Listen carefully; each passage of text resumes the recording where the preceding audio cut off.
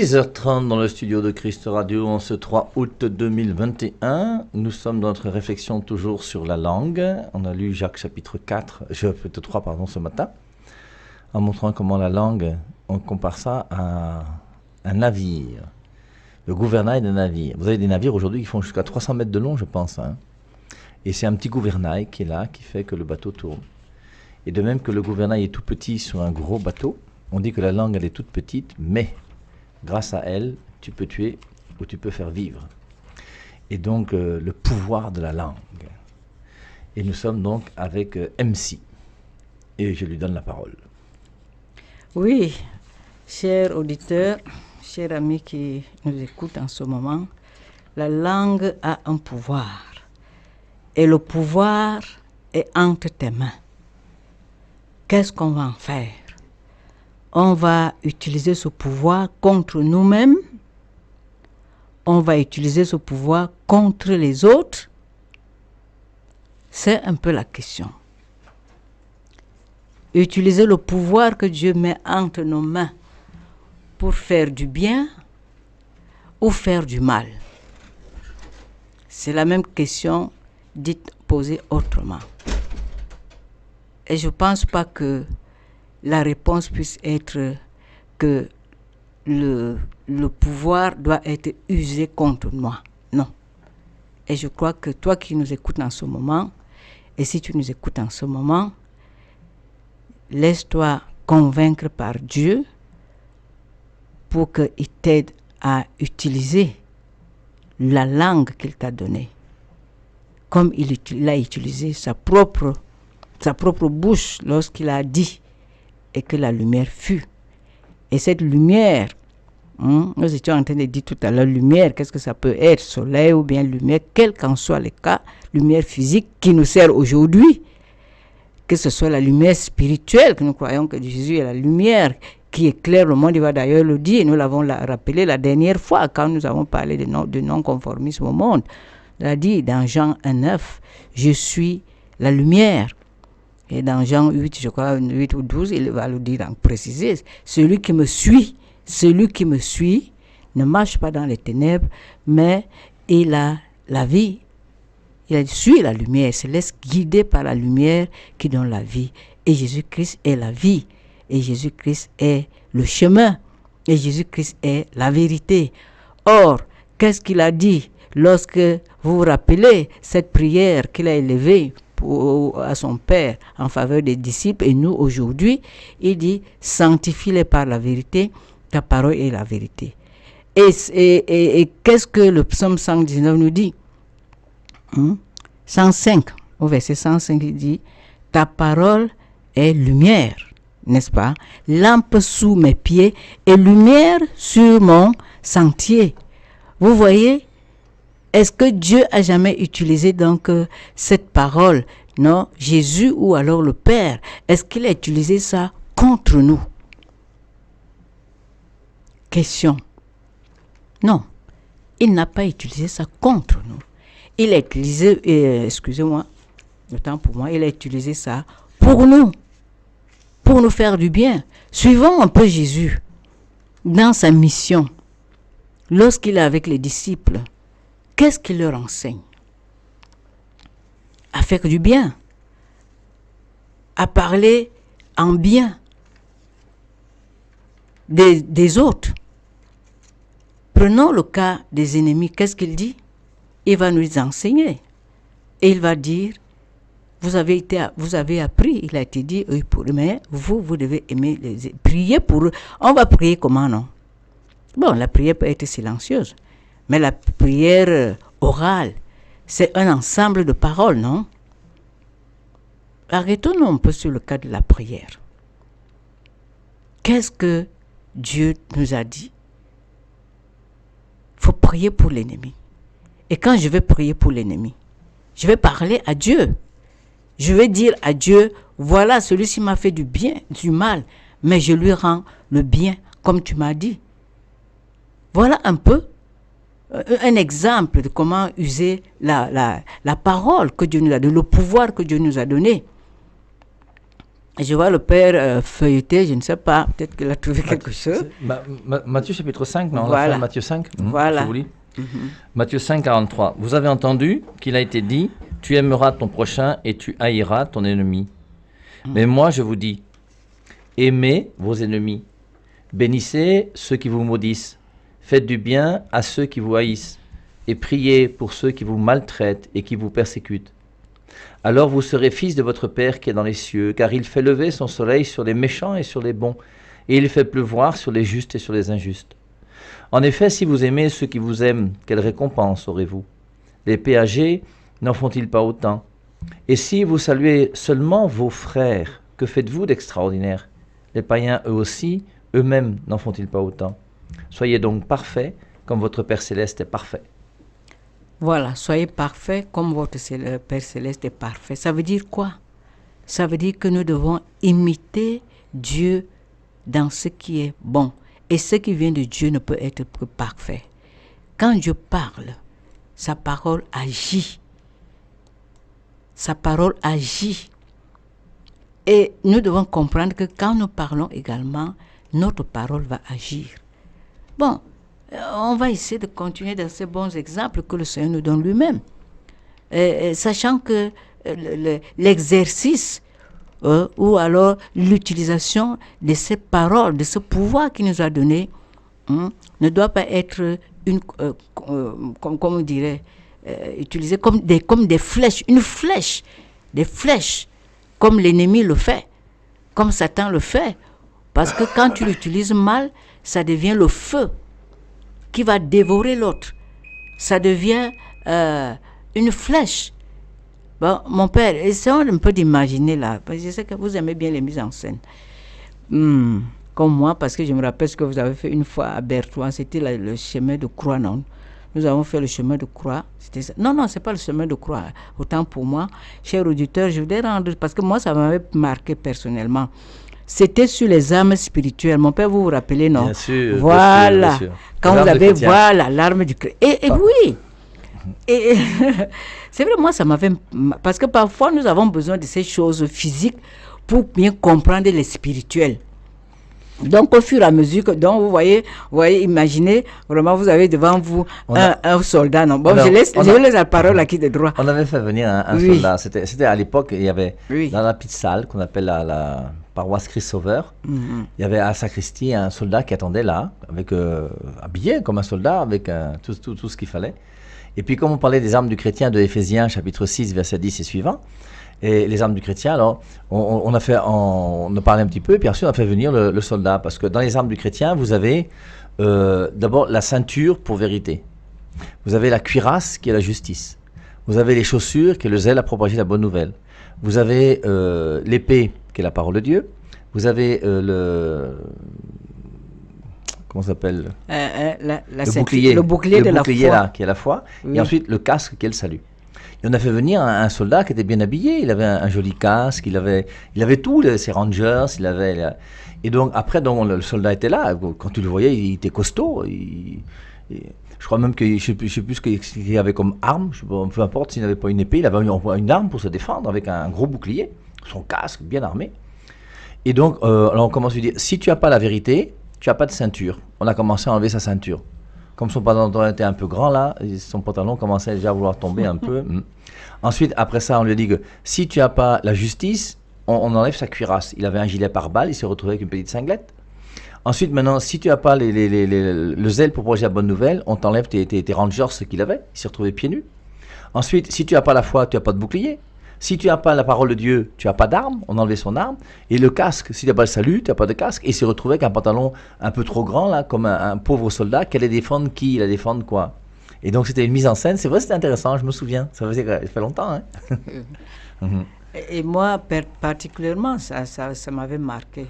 Pourquoi cela m'est venu à l'esprit? Parce que je disais, prenant la parole, n'est-ce pas, qui peut être utilisée comme une flèche.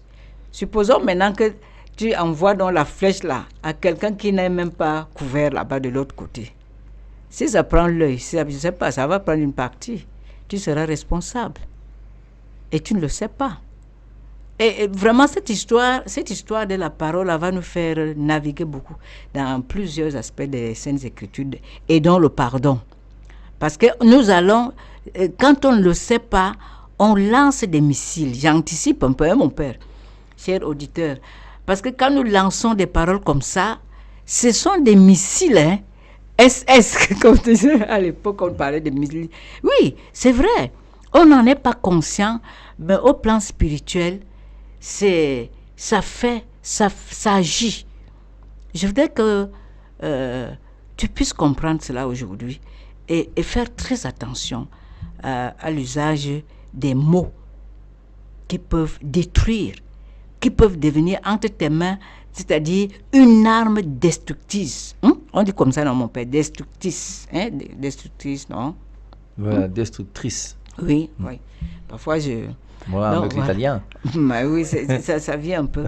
Voilà, donc c'est ça. Donc tu risques d'être maintenant un agent qui sème la mort. Imagine un instant que tu puisses... maintenant, quand ça va là-bas, quand l'autre reçoit, il va commencer à dire aïe, aïe, aïe, parce que l'arme, la flèche là, enflammée, ça va faire mal. Hein? Si ça prend son œil, tu seras responsable. Si ça prend son cou, quelle que soit la partie, mais il va sentir ça et ça aura des effets. Et tu seras responsable de la maladie qui va s'en suivre. Est-ce que tu es conscient? C'est la même chose que si on venait te lancer, non? Ça dit, je reviens maintenant au plan naturel. C'est la même chose. Si quelqu'un prend une lance, la vraie lance là, te lance ça et ça te prend, tu ne vas pas sentir mal. Et mort peut s'en suivre. Voilà pourquoi on dit que c'est très important d'user la parole, de réfléchir par 2 fois. Et c'est ce que Jacques nous le dit. Jacques nous dit que nous avons relu, nous allons toujours relire ça. Attention, tu as la langue, tu as le pouvoir. Si tu l'uses d'une mauvaise manière, il va devenir le feu. Et le feu va faire quoi, mon père? Quand on envoie le feu, hein, qu'est-ce que ça fait? Ça brûle. Je ne sais pas si nous voulons être brûlés par les autres. Donc si on passe le temps alors à nous brûler, non, mutuellement, je ne sais pas où on va aller. Alors prenons garde, parce que les Saintes Écritures nous le disent. Parce que la langue a un pouvoir de mort et de vie, il faut faire très attention. Et voilà, c'est ça le pouvoir. Mon père, le temps, ça passe vite. Il est bientôt 11h. Bref, c'est pour dire que mettons-nous à l'école du Seigneur lui-même. Et quand on a rappelé tantôt la parole créatrice de Dieu lui-même, qui parle et la chose s'accomplit, qui amène les choses à l'existence, attention, parce que quand nous allons parler, nous reviendrons dessus, parce qu'on ne pourra pas parler de ça sans parler des malédictions. C'est un sous-thème de cette série-ci. Ce sera un sous-thème, c'est-à-dire que les malédictions et les bénédictions. Bon, maintenant, nous sommes déjà dans la parole de la création, c'est-à-dire que quand tu uses la parole, ça va faire quelque chose, ça va amener à l'existence ce qui n'était pas avant. Donc, il faut que tu prennes conscience de ça, que quand je dis, ce qui n'était pas risque d'être maintenant. Et à part ma parole. Parce que quand je bénis là, je bénis mes enfants. Je bénis mes enfants. Dieu qui est là-haut, qui aime qu'on bénisse, et il est content. Il va réaliser aussi quelque part. Même si tout n'est pas réalisé, mais Dieu est d'abord content parce qu'il aime que de ma bouche ne sortent que des bénédictions. Parce que lui, il est le Dieu qui bénit. Bénir, ça veut dire quoi? Bénédiction veut dire que parler pour dire du bien. Vous savez que moi, j'aime bien disséquer les mots, non? On a dit que bénédiction, il y a diction, et le suffixe ben, en italien bene, non? Bénédire. C'est comme ça, bénédire. Donc, dire du bien d'eux. Et malédire, malédiction, dire du mal de l'autre. Voilà ce que ça veut dire. Donc, quand nous utilisons les paroles, essayons de comprendre déjà même le sens de ces paroles-là. Et il dit que, tu m'as maudit. Pourquoi tu m'as maudit? Qu'est-ce que j'ai fait pour que tu me maudisses? Et on va voir. à la prochaine fois, ça ne veut pas dire que parce que quelqu'un aussi m'a maudit, la malédiction aurait des effets. Nous allons voir tout ça lors d'une prochaine émission. Mais pour l'instant, nous sommes en train de voir le pouvoir qu'il y a là. Et le pouvoir est là et ça va se refléter soit dans la bénédiction, soit dans la malédiction. Et lorsque le Seigneur continue son œuvre de création, il a vu, ce fut bon, il a vu, ce fut bon. Et voilà, nous sommes dans cette tente terrestre aujourd'hui, nous en voyons, nous en bénéficions. La terre est ferme sur ses bases, nous sommes le dit, et nous le vivons. Nous avons la toiture qui est le ciel. Nous sommes dans un environnement stable. Nous avons tous les biens que Dieu a créés par sa parole. Parce qu'il a parlé. Il a sorti de sa bouche de bonnes choses. Et nous en sommes témoins aujourd'hui. Tout ce que Dieu a créé, nous n'avons pas besoin d'aller chercher, que tu sois bouddhiste, que tu sois n'importe qui, tu as l'intelligence que Dieu te donne pour faire comprendre, que le ciel, là, ce n'est pas un homme qui a créé. L'air même que nous respirons aussi là, mon Père, si on devait même nous dire de payer comme les néo et l'eau et tout cela, est-ce qu'on aurait assez d'argent pour payer l'air? Et nous bénéficions de ces choses, de ces bonnes choses que Dieu nous a données. Il a créé par sa parole. C'est-à-dire que c'est sorti de lui quelque chose de bien. Et par sa parole, nous avons pu comprendre qui est Dieu. C'est-à-dire qu'il s'est identifié, il se fait connaître à nous à travers sa parole, à travers les saintes écritures que nous sommes en train sur lesquelles nous sommes en train de réfléchir en ce moment-ci et bien avant. Donc, c'est de la première importance que tu saisis ça. Quand tu as saisi ça, que tu as pris conscience que voilà ce que Dieu m'a donné, il m'a donné une bonne chose. Parce que tu allais communiquer comment avec les autres? Avec les relations que nous avons là, on allait communiquer comment? C'est vrai, vous allez me dire qu'il y a le gestuel, bon, le langage des sourds, mais tout de même. Et ce n'est pas quand même un mode normal de communication. Mais nous devons communiquer, et le moyen de communication par excellence, c'est la parole. Et la parole nous a donné des organes, n'est-ce pas? La langue, pour qu'on en use de la bonne manière, pour faire du bien et non du mal. Mon père? Ce qui est intéressant aussi, c'est de voir quelque part, vous voyez que dans toutes ces choses là où on est, c'est toujours cette liberté qui est importante en nous. Et tu as la liberté d'ouvrir ta bouche pour dire du bien, comme tu as la liberté d'ouvrir ta bouche pour dire du mal. Et c'est pour ça, cette liberté en nous est la chose essentielle que Dieu nous a donnée, comme on l'a déjà vu, non? Je crois qu'il n'y a rien de plus important que notre liberté. Et il faut être farouche sur notre liberté. Et il faut aimer notre liberté. Et il ne faut pas accepter que quelqu'un puisse t'empêcher d'être libre. Et cette liberté va faire que tu vas soit suivre Dieu, soit refuser Dieu. Et en acceptant Dieu ou en refusant Dieu, forcément, tu auras un comportement qui fait que tu vas marcher avec Dieu ou alors tu vas marcher de l'autre côté, dans l'autre camp. Et maintenant, ta bouche sera là pour pouvoir montrer et dire. Sans ta bouche, on ne peut pas savoir ce que tu penses. Il faut donc il y a un passage qui dit, je crois, c'est du trop plein du cœur que oui, que c'est de l'abondance. Oui. Voilà, Matthieu 11, quelque chose comme ça, je crois, non? Et donc, on dit que c'est du cœur que sort l'adultère. C'est par ta bouche que tu vas dire des choses. Et la bouche, c'est quand même quelque chose qui est important. Alors, et comme tu dis, c'est de communication. Alors aujourd'hui, la communication avec les réseaux sociaux, tout ça, mais on communique toujours par la parole, soit la parole écrite, soit la parole orale. Et à nous maintenant de savoir exactement ce qu'on en veut. Alors, on a vu que la parole de Dieu, elle est efficace, toujours efficace. Ce qu'il dit, il le fait, et elle se réalise en son temps. Et c'est vrai que le fait de revenir au premier récit de la création, on voit Dieu dit que la lumière soit, la lumière fut. Dieu dit, Dieu dit, Dieu dit. Le 6e jour, Dieu crée l'homme et la femme, et il vit que cela était très bon. Et à partir de cette création, il est clair que nous pouvons reconnaître aussi qui est le Créateur. Comme disait MC tout à l'heure, moi je pense à Hébreux chapitre 3 verset 4, qui dit que celui qui a construit la maison, c'est l'homme. Il ajoute, celui qui a construit toute chose, c'est Dieu. Et c'est tellement évident.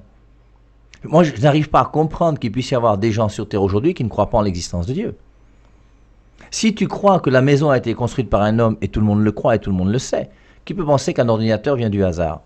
qu'une montre vient du hasard, qu'une maison a été faite par le hasard. Mais ça n'a pas de sens. Et c'est quoi une maison? C'est rien. Alors, on prend même un immeuble, si tu veux, de 50 étages, par rapport au monde et à l'univers. Mais c'est rien. Et forcément, si l'homme arrive à construire des immeubles et des maisons, on comprend bien que la voûte céleste et tout le reste que Dieu a mis, c'est quand même extraordinaire. Et surtout que tous ceux qui analysent aujourd'hui, l'univers, sont complètement dépassés par le nombre de galaxies qui existent, le nombre de choses à droite et à gauche, le nombre de planètes, on est complètement dépassés. Et des distances qui sont énormes. Hein. Je vous rappelle qu'on parle d'année-lumière. Année-lumière, ça veut dire la vitesse de la lumière, 300 000 km à la seconde pendant un an. C'est ça une année-lumière. On regarde la distance. Et c'est Dieu. Et Dieu a fait ça à partir de quoi? Sa parole. Dieu dit, et ça se réalise. Alors, c'est important. Alors, maintenant, nous, de notre côté, il faut qu'on comprenne aussi que notre parole à nous n'est pas toujours efficace. Comme on l'a vu tout à l'heure, non? Tu dis à un élève, lève-toi, s'il se lève, elle est efficace, s'il ne se lève pas, elle n'est pas efficace. Quand quelqu'un t'obéit, on voit comment ta parole est efficace. S'il ne t'obéit pas, forcément, ta parole n'est pas efficace. Mais c'est important que nous puissions utiliser la parole, nous aussi, pour faire du bien et dire du bien, et jamais pour faire du mal. Et c'est vrai que la parole peut vraiment être destructrice. Il y a des enfants dans les maisons ou des élèves en classe qui sont détruits par les mauvaises paroles de leur professeur ou de leur éducateur. Quand on te prend pour un idiot tous les jours, tu es un imbécile, tu réussiras jamais, tout ça. Il faut avoir un certain caractère et être suffisamment fort pour être capable de transcender ces paroles, pour comprendre que ce n'est pas ce que la personne dit qui fait ce que tu es, c'est à toi de te prendre en main. Et forcément, si tu as une psychologie qui est un peu faible, ça peut te détruire à tout jamais. Pour ça qu'après, il y aura tous les psychologues et tout ce que vous voulez pour essayer de rétablir ces gens qui ont des difficultés. Voilà. Alors, il reste encore 9 minutes, le temps de dire encore une ou deux choses, chers auditeurs. Parce que sinon, on peut reprendre aussi le passage de Romains chapitre 1, à partir du verset 18, sur la création. Oui, pourquoi pas. Et dans ce passage de Romains chapitre 1, moi que je mets toujours en lien avec Hébreux 3.4, hein. Vous savez, Hébreux 3.4, celui qui a construit la maison, c'est l'homme, celui qui a construit toute chose, c'est Dieu. Et on voit dans ce passage, Romains chapitre 1, verset 18, la colère de Dieu se révèle du ciel contre toute impiété et toute injustice des hommes qui retiennent injustement la vérité captive. Il y a des gens qui n'aiment pas la vérité. Car ce qu'on peut connaître de Dieu, c'est manifesté pour eux, car Dieu le leur a manifesté. Et il dit au verset 20, en effet, les perfections invisibles de Dieu, sa puissance éternelle et sa divinité, se voient fort bien depuis la création du monde quand on les considère dans ses ouvrages. Et ce passage montre bien qu'à partir du moment où tu regardes le ciel, les étoiles, tu regardes même l'univers, tu regardes simplement l'homme. On m'avait dit qu'il y a un endroit, il y a un hôpital pour les yeux où il y a 7 étages, uniquement pour travailler l'œil. Alors après, maintenant, quand tu regardes ce que c'est que l'être humain, tu regardes son cerveau, tu regardes tout ce qui se passe, mais c'est une usine extraordinaire, un être humain. Après, quand tu regardes tous les êtres humains qui sont tous différents les uns des autres, après tu regardes toutes les planètes et toute la création, forcément, en effet, les perfections invisibles de Dieu, sa puissance éternelle et sa divinité, se voient fort bien depuis la création du monde quand on les considère dans ses ouvrages. Ils sont donc inexcusables, puisque, ayant connu Dieu, ils ne l'ont pas glorifié comme Dieu et lui ont pas rendu grâce, mais ils se sont égarés dans de vains raisonnements, et leur cœur sans intelligence a été plongé dans les ténèbres.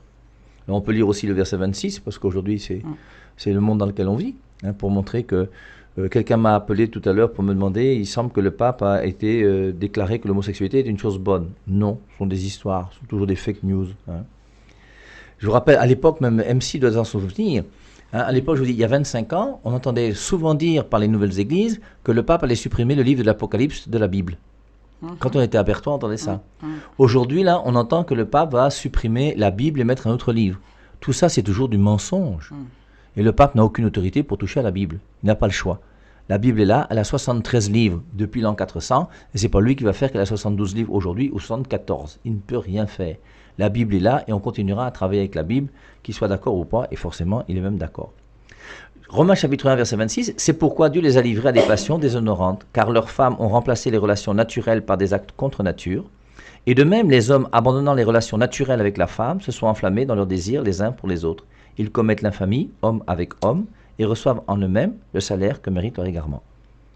Et aujourd'hui, vous voyez, les paroles qui sont prononcées sur le LGBT et tous ces gens pour essayer de nous faire croire que deux hommes ensemble sont une chose bonne, Mais c'est à nous de pouvoir discerner aussi parmi les paroles qu'on écoute, celles qui sont bonnes et celles qui ne sont pas bonnes. Et il y a des paroles qui vont nous conduire au bonheur, et il y a des paroles qui vont nous conduire au malheur. Et c'est pour ça qu'il y a un discernement aussi à avoir.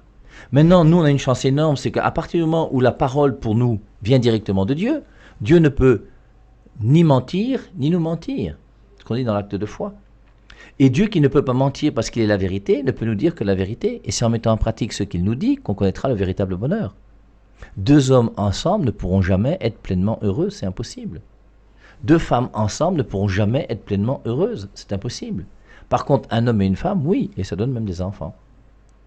Donc c'est pour ça qu'il faut qu'on soit capable de comprendre que lorsque Dieu nous parle, et la parole de Dieu pour nous est très importante, cette parole, elle est non négociable et non discutable. On peut discuter la parole de Macron, on peut discuter la parole de Paul Biya, on peut discuter la parole de qui vous voulez, on peut discuter la parole même de votre professeur de sciences de vie et de la terre qui vous dit que l'homme descend du singe, ce qui n'est pas très juste, on peut discuter tout ça. Mais la parole de Dieu, Jean 10 à 17, ta parole est vérité, sanctifie-les dans la vérité, ta parole est vérité. La parole de Dieu, elle est intouchable, elle est immuable, elle est là et elle est la vérité qui doit diriger notre vie. Et maintenant que Dieu, lui, à travers sa parole, nous dit, parce que c'est quand même extraordinaire d'avoir la parole de Dieu. La parole de Dieu, c'est ce qui va permettre à Dieu de pouvoir se révéler à nous et nous dire ce que nous avons besoin d'entendre pour comprendre pourquoi nous sommes sur terre. Et c'est le canal par excellence. Alors à côté de ce canal qui est la parole de Dieu, il y aura aussi l'autre canal, puisqu'on réfléchit un peu sur l'Église par rapport à l'Épître aux Éphésiens. Et l'Église est donnée pour nous donner la parole de Dieu et pour nous donner aussi les sacrements. Mais la parole de Dieu a une importance extraordinaire. Et il faudrait que nous, comme catholiques, qui écoutons la 100.3, nous puissions aimer toujours davantage la parole de Dieu donnée par l'Église.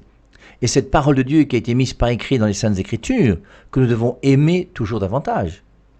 MC a demandé ce matin si vous aviez votre Bible. Alors c'est sûr que si tu es dans un taxi, c'est difficile d'avoir ta Bible.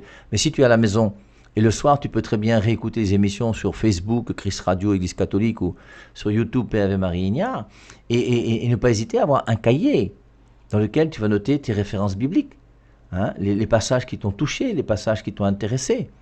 Il faut relire aujourd'hui, avant de vous coucher, Jacques chapitre 3. Le passage qu'on a lu ce matin à 8 heures. Pour essayer de comprendre que oui, on a un petit instrument là qu'on appelle la langue, qui est tout petit, mais qui peut allumer un feu et détruire des nations entières.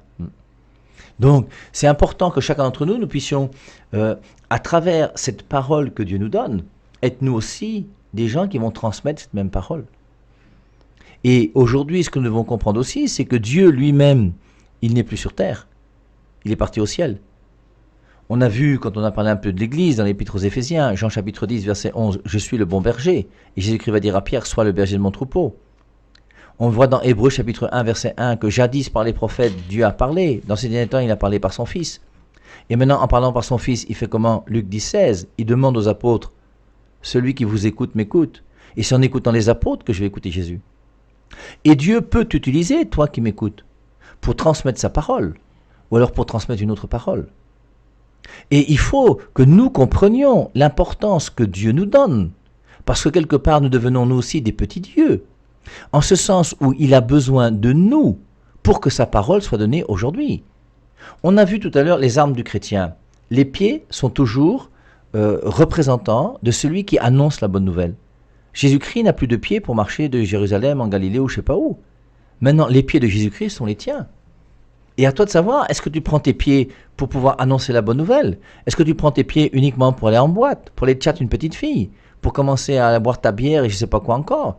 Ou est-ce que aussi de temps en temps, tu prends tes pieds pour que, grâce à toi, parce que Dieu t'a donné une bouche, tu puisses aussi faire que cette parole soit donnée et transmise? Et tout ça est présent, je crois. C'est important que chacun d'entre nous, on puisse y réfléchir. Il faut se rappeler toujours que la grâce propre de l'Église, c'est d'évangéliser. Paul VI, Evangelii Nunciandi, 1975. La bonne nouvelle de l'Évangile, l'annonce de l'Évangile. Il dit que la grâce propre de l'Église, c'est d'évangéliser. Or, malheureusement, aujourd'hui, si quelqu'un vient frapper à ta porte pour te parler de Dieu, tu sais que c'est un témoin de Jéhovah ou un pentecôtiste. Tu es sûr d'une chose, c'est que ce n'est pas un catholique. Eh bien, il faut qu'on se réveille, mes amis.